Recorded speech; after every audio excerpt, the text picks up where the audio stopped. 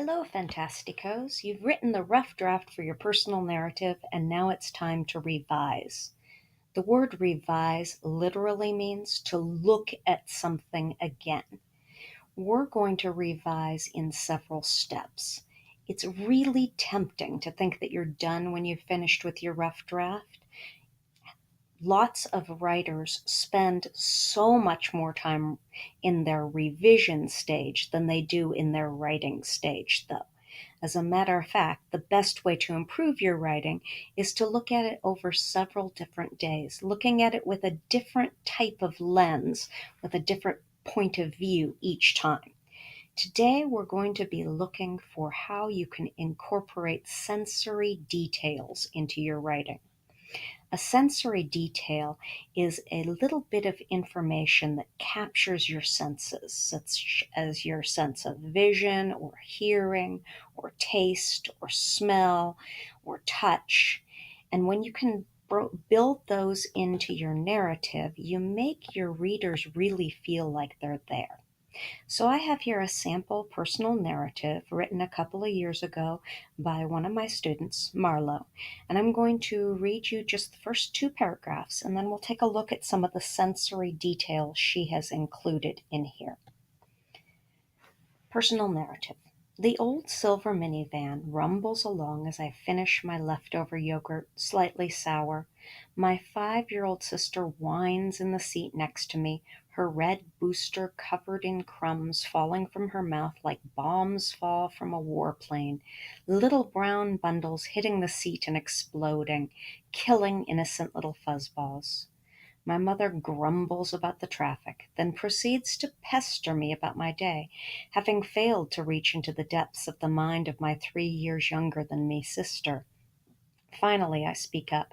Having finished my yogurt, I hand the red plastic container to my mom, placing the crumpled up top part inside. My day was hot, really hot, like so hot that I could catch fire and burn to ashes if I stand in the sun too long, kind of hot, I say. My mom sighs, turning back to the car-filled road. All right, I know you want to read more, and we will definitely hear the rest of Marlowe's story a little later on. For now, let's look at how she incorporates sensory details.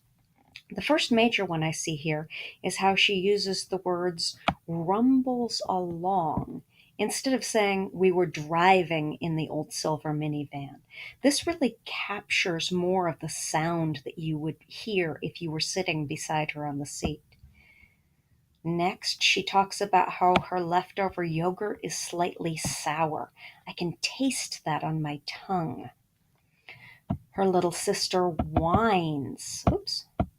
In the seat next to her. She's not just talking in the seat. And then check out this awesome section of a simile. Her red booster, so that's helping me visualize the car seat she's sitting in, covered in crumbs falling from her mouth like bombs fall from a warplane.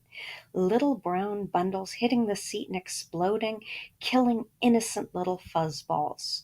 I am definitely picturing a 5-year-old girl sitting there on her red booster seat eating something crumbly, maybe like graham crackers that are falling around her. The next thing I notice is that it's not just that her mother talks, she grumbles about the traffic. That kind of specificity really helps me picture and put myself into the story.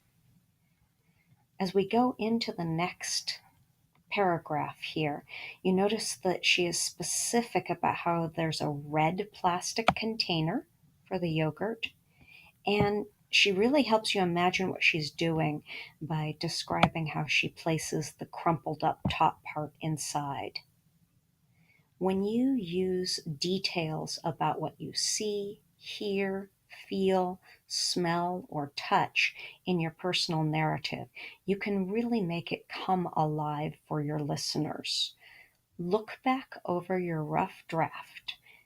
The first thing you're going to do is you're going to make a new file and copy it into that file, following the directions in this assignment. Then Find places where you can put in more sensory details. Can you describe it for your readers so they feel like they're really in the story with you?